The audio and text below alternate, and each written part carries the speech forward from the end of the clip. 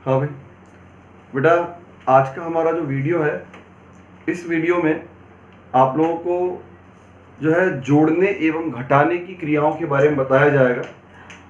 घातांक वाले जोड़ने और घटाने की क्रियाओं का हम यहाँ पर इसमें अध्ययन करने जा रहे हैं। तो आज का हमारा टॉपिक है इसमें पहला जोड़ना एवं घटाना। तो सबसे पहले अपन यहाँ पर जोड़ने वाले कुछ उदाहरणों को देखते हैं। जैसे मान लीजिए एक संख्या लिखी हुई है 52.5 इंटू 10 की पावर 9 प्लस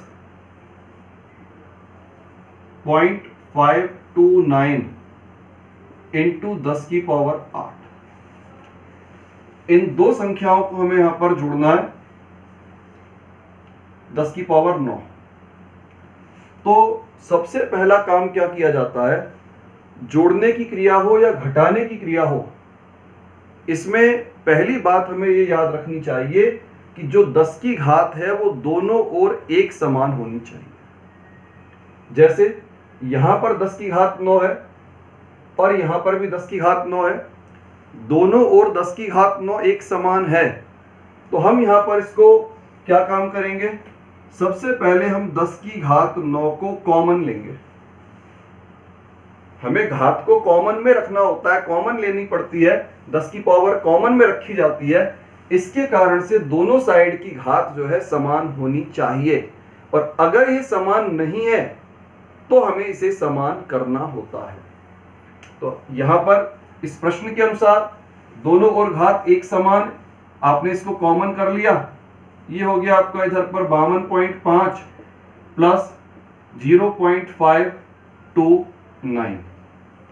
अब आप इसको हल करें तो ये हो जाएगा 9235 इंटू 10 की पावर 9। तो इसमें जोड़ने और घटाने की क्रिया में घात का समान होना परम आवश्यक है, तभी उसको कॉमन लिया जा सकता है। और कॉमन लेने के पश्चात जो है बची हुई संख्या उनको हम हल कर लेते हैं। इस प्रकार से हमें जो है हम इसको प्रश्न को हल कर सकते हैं। तो ये वो स्थिति मैंने आपको बताई है जिसमें कि हमने घात को कॉमन करके डायरेक्ट प्रश्न को हल किया है। लेकिन अगर यही प्रश्न जो है, मान लीजिए इसमें घात भिन्न होती, इधर पर घात 9 हो रही है, इधर पर घात 8 होती, तो फिर हम इस प्रश्न को हल कैसे करते। देखिए इसके उदाहरण को अपन देखते हैं।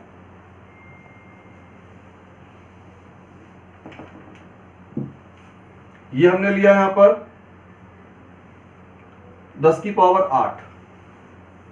अब इस अवस्था में घात को कॉमन करना संभव नहीं है।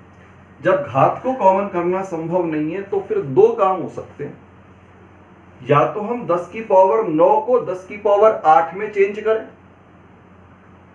10 की पावर 9 को 10 की पावर 8 में चेंज करें, या फिर 10 की पावर 8 को 10 की पावर 9 में चेंज करें। दोनों में से कोई एक कार्य अपने को करना पड़ेगा।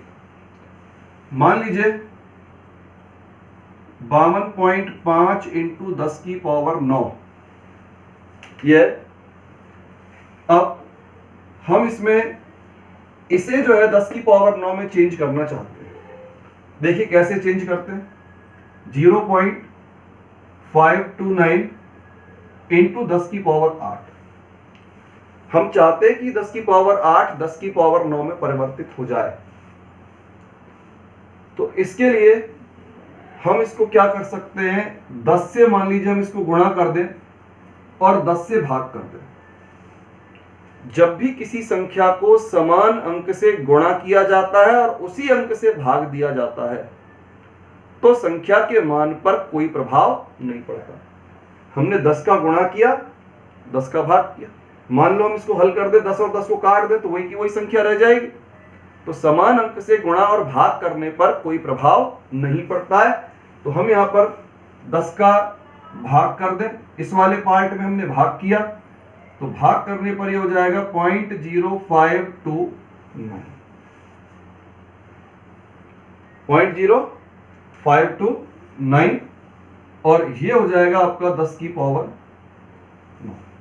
ये वाला 10 इसके साथ मिला दिया इसकी पावर 1, इसकी पावर 8, पावर 9 हो गई, और यहाँ 10 का भाग दे दिया तो यहाँ पर 0.052। तो इस तरीके से हम यहाँ पर 10 की पावर 9 ला करके जो है इस प्रश्न को हल करते हैं। ये हो गया आपका 0.0529 इंटू 10 की पावर 9। अब बड़े आराम से आप यहाँ पर 10 की पावर 9 को कॉमन कर सकते हो, और 10 की पावर 9 कॉमन करने के पश्चात यहाँ पर बचेगा आपका 52.5, यहाँ हो जाएगा 0.0529।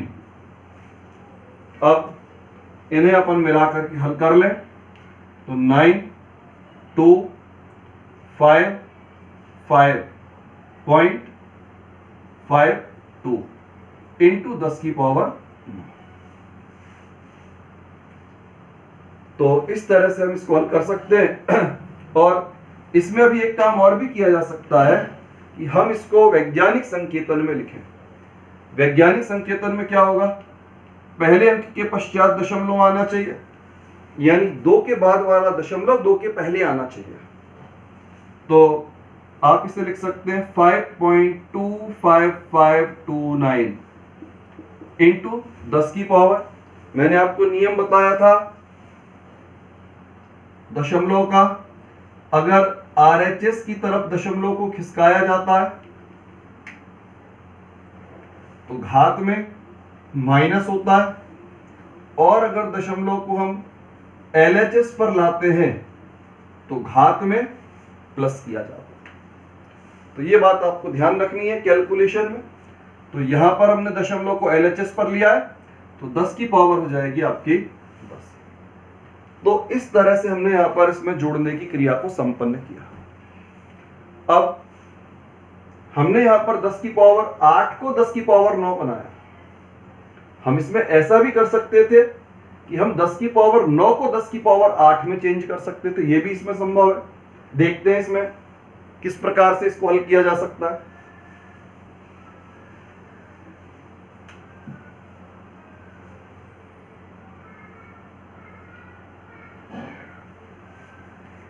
देखिए हमारा प्रश्न है 52.9 10 की पावर 9 प्लस 0.529 और 10 की पावर 8। अब पावर 9 को हम चाहते हैं पावर 8 में परिवर्तित करना। देखिए कैसे करें। ये था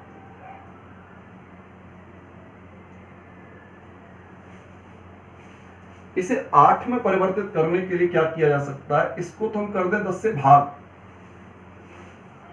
10 की पावर 9 को 10 से भाग कर दिया जाए और दूसरी ओर 10 का गुणा कर दिया जाए। इसमें 10 का गुणा करेंगे तो ये हो जाएगा आपका 529 हो जाएगा, और इधर पे हो जाएगा 10 की पावर 8।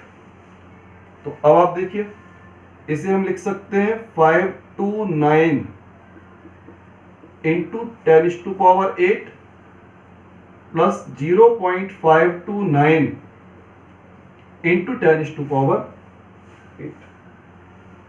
अब हम इसको जरा हल करें तो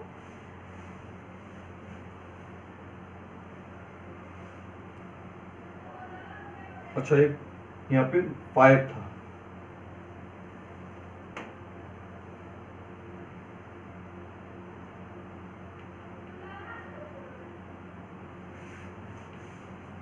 तो ये हो जाएगा यहां पर 525 इंटू 10 की पावर 8। अब जरा इसमें देखिए 10 की पावर 8 को कॉमन कर लिया गया। 10 की पावर 8 को कॉमन करने के बाद यहां बचेगा 525 और इधर बचेगा 0.529, और इसे हम मिलाकर के जब हल करते हैं तो हल करने पर आता है 525.529 गुणा 10 की पावर 8। अब ये संख्या हम चाहते हैं वैज्ञानिक संकेतन में व्यक्त की जाए, तो वैज्ञानिक संकेतन में व्यक्त करने का अर्थ हुआ ये दशमलव आपका इधर आना चाहिए 5 और 2 के मध्य में, तो ये हुआ 5.2559 इंटू दशमलव हमने 2 अंक खिसकाया, लेफ्ट हैंड साइड में खिसकाया, तो ये हो जाएगा यहां पर 10 की पावर 8 के स्थान पर 10 की पावर 10। तो इस तरह से दोनों प्रकार से हम प्रश्न को हल कर सकते हैं, हमारे आंसर पर कोई प्रभाव नहीं पड़ रहा। हम चाहे तो 10 की पावर 9 को 10 की पावर 8 में परिवर्तित करके प्रश्न को हल करें, या हम चाहें तो 10 की पावर 8 को 10 की पावर 9 में परिवर्तित करके प्रश्न को हल करें। दोनों स्थितियों में हमारा जो प्रश्न है उसका आंसर जो है वो समान रहता, आंसर पर इस बात का कोई प्रभाव नहीं पड़ता। लेकिन यह बात कंपलसरी है कि पावर समान होंगी तभी जोड़ने और घटाने की क्रियाओं को संपन्न कराया जा सकता है।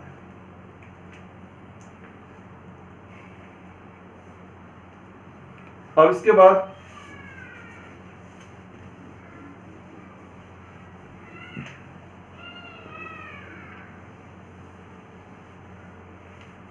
एक उदाहरण दे रहे हैं हम इसका घटाने का।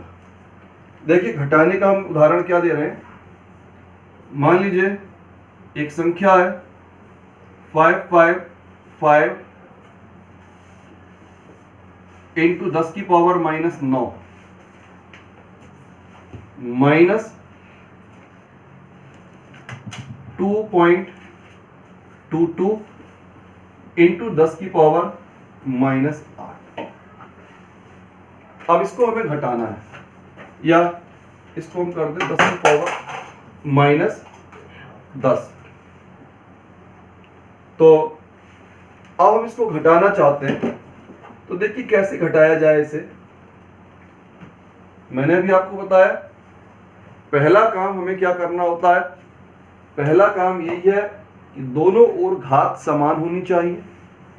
अब घात समान करने के लिए 5.55 इंटू 10⁻⁻⁹ मान लीजिए हम इसको करना चाहते हैं 9। देखिए कैसे करेंगे 9।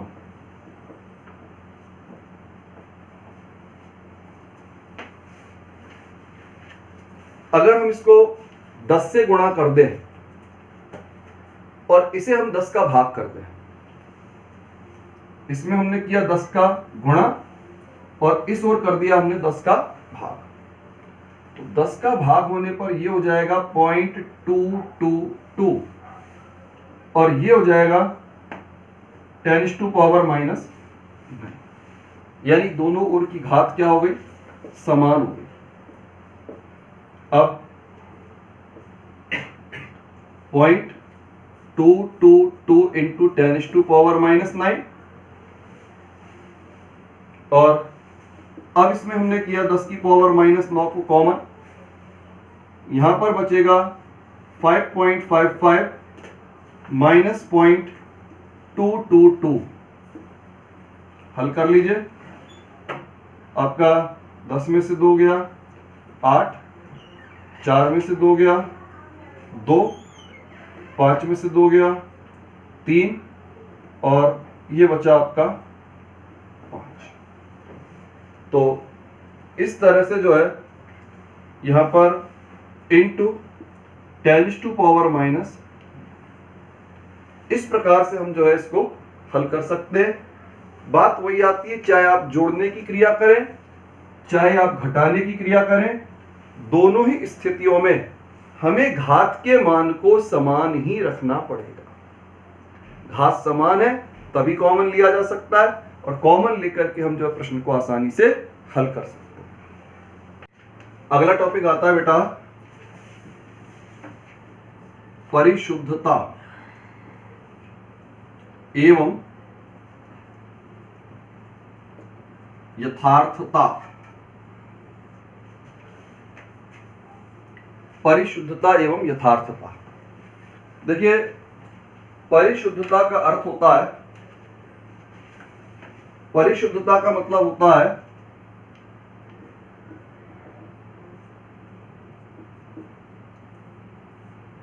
इसका मतलब तो होता है विभिन्न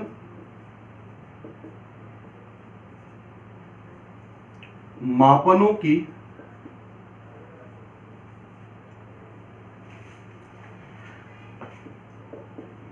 पारस्परिक समीपता। जब हम अलग अलग मापन करते हैं, जब एक ही भौतिक राशि का मापन बार बार किया जाए और मापन करने पर लगभग समान प्रकार के परिणाम प्राप्त हों या विभिन्न प्रकार के मापनों में समीपता प्रदर्शित हो, तो इसे कहा जाता है परिशुद्धता। और एक शब्द होता है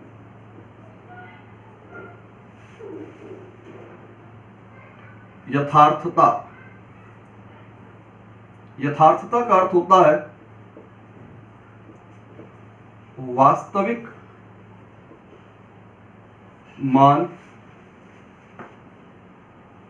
के साथ निकटता।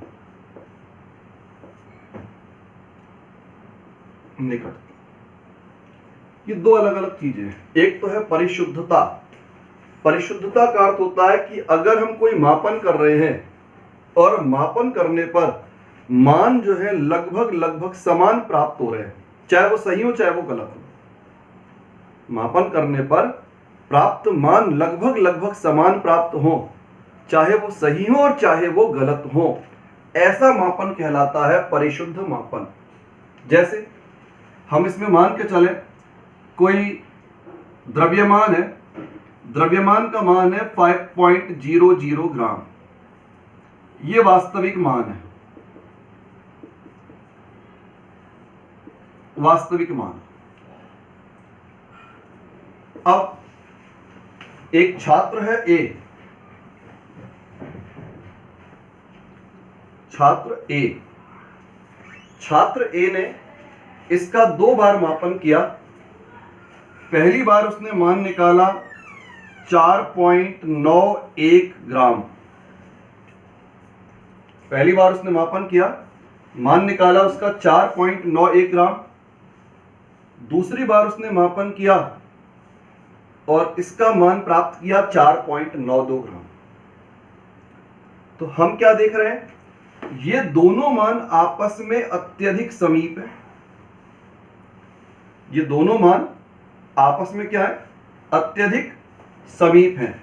तो जब ये मान आपस में अत्यधिक समीप होंगे तो मापन क्या कहलाएगा, मापन परिशुद्ध होगा। मापन होगा। अगर प्राप्त होने वाले मान परस्पर निकट है, चाहे वो वास्तविक मान से बहुत भिन्न हो, तो ऐसी स्थिति में हमारा जो मापन होता है वो मापन परिशुद्ध मापन कहलाता है। अब दूसरा छात्र आया भाई बी। ये छात्र बी आ गया। छात्र बी ने भी भाई मापन किया। छात्र बी ने एक बार मापन किया इसका 4.92 ग्राम, और जब उसने दोबारा मापन किया तो इसका मान उसको प्राप्त हुआ 5.06 ग्राम। अब वास्तविक मान से ये वाला मान भी भिन्न हो गया और वास्तविक मान से ये वाला मान भी भिन्न हो गया। दोनों ही मान वास्तविक मान की तुलना में काफी अलग हो गए। तो ना तो मापन परिशुद्ध है और ना ही यथार्थ है। ना तो मापन में परिशुद्धता है और ना ही यथार्थता है। परिशुद्धता क्यों नहीं कह सकते, क्योंकि इन दोनों मानों के मध्य बड़ा अंतर है। परिशुद्धता का अर्थ होता है विभिन्न मानों की पारस्परिक समीपता। जैसे कि यहां पर हमको दिखाई दे रहा है 4.91, 4.92 काफी समीप हो गए मान। जब मान समीप होंगे तो मापन परिशुद्ध होगा, लेकिन यथार्थ नहीं। ये मापन परिशुद्ध है लेकिन यथार्थ नहीं है। दूसरी स्थिति में जो मैंने बताया ना तो मापन में परिशुद्धता है और ना ही मापन में यथार्थता है। एक तीसरी स्थिति का हम अध्ययन करते हैं।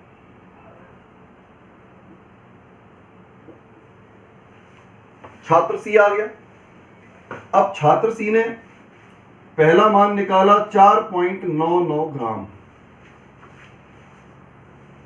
और दूसरा मान निकाला 5.01 ग्राम। अब आप देखें, ये वाला मान और ये वाला मान लगभग समान हो गए। 4.99 और 5.00 लगभग समान हो गए। उसी प्रकार 5.01 और 5.00 ये भी आपस में लगभग समान हो गए और ये दोनों मान भी आपस में बहुत अधिक समीप है, बहुत ज्यादा अंतर नहीं है इनमें भी। तो इसका अर्थ ये हुआ कि मापन परिशुद्ध भी है और मापन यथार्थ भी है। परिशुद्ध क्यों है? क्योंकि इन दोनों मानों में काफी हद तक समीपता है, यानी केवल 0.02 का अंतर है। तो दोनों मानों में समीपता है, अर्थात मापन परिशुद्ध है और इन दोनों मानों की वास्तविक मान के साथ निकटता है, मतलब परिशुद्ध एवं यथार्थ है। तो जब मापन आपस में भी निकट हो, आपस में भी निकटता प्रदर्शित करे, वास्तविक मान से भी निकटता प्रदर्शित करे, तो ऐसा मापन परिशुद्ध मापन एवं यथार्थ मापन कहलाता है। एक और स्थिति को हम देखते हैं। एक छात्र आ गया डी, उसने मान निकाला 5.01 ग्राम और एक मान निकाला 5.20 ग्राम। अब ये मान हमें क्या दिखाई दे रहा है? वास्तविक मान के बहुत अधिक समीप दिख रहा है। पहला मापन उसका वास्तविक मान के बहुत अधिक समीप है, अर्थात मापन में क्या दिख रही है? यथार्थता दिखाई दे रही है। लेकिन ये वाला जो मापन किया गया ये बहुत ज्यादा भिन्न हो गया। परिशुद्धता बिल्कुल नहीं है, मापन में परिशुद्धता बिल्कुल नहीं है। परिशुद्धता अनुपस्थित, परंतु यथार्थता है। पहला वाला मान यथार्थ मान हो जाएगा क्योंकि वास्तविक मान के बहुत अधिक निकट हो गया। तो मापन में परिशुद्धता है, परिशुद्धता नहीं है, लेकिन थोड़ी यथार्थता मौजूद है। तो हमारे सामने 4 अलग अलग छात्रों के द्वारा मापा गया मान है।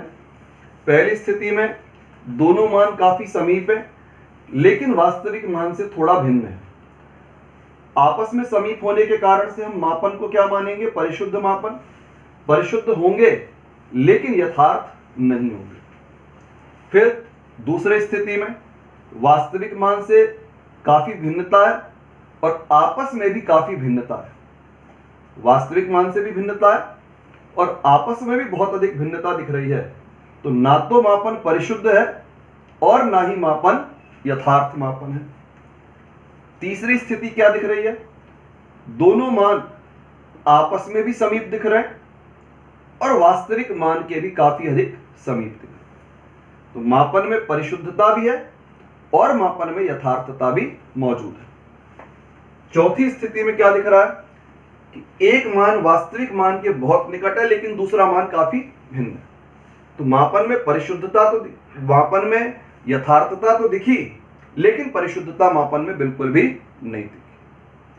तो कोई भी मापन उस अवस्था में सर्वश्रेष्ठ मापन माना जा सकता है जबकि उस मापन में परिशुद्धता और यथार्थता दोनों एक साथ उपलब्ध हो।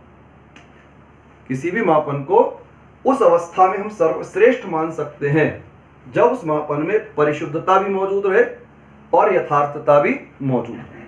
तो ये हमारे सामने 4 अलग अलग छात्रों के प्रेक्षण थे।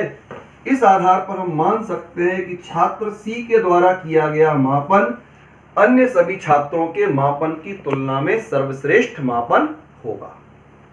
तो इस प्रकार हम परिशुद्धता को और यथार्थता को समझ सकते हैं। परिशुद्धता वास्तविक मानों की पारस्परिक समीपता को व्यक्त करती है, जबकि यथार्थता जो होती है वो आपके वास्तविक मान के साथ निकटता को व्यक्त करती है। अगर मापन वास्तविक मान से भले ही भिन्न है, वास्तविक मान से भले ही भिन्न है, लेकिन मापन में आपस में समीपता दिखे, मान आपस में लगभग समान हो, तो मापन परिशुद्ध होगा। और अगर मान वास्तविक मान के एकदम निकट है, तो उस मापन को हम क्या मानेंगे? यथार्थ मापन मानेंगे।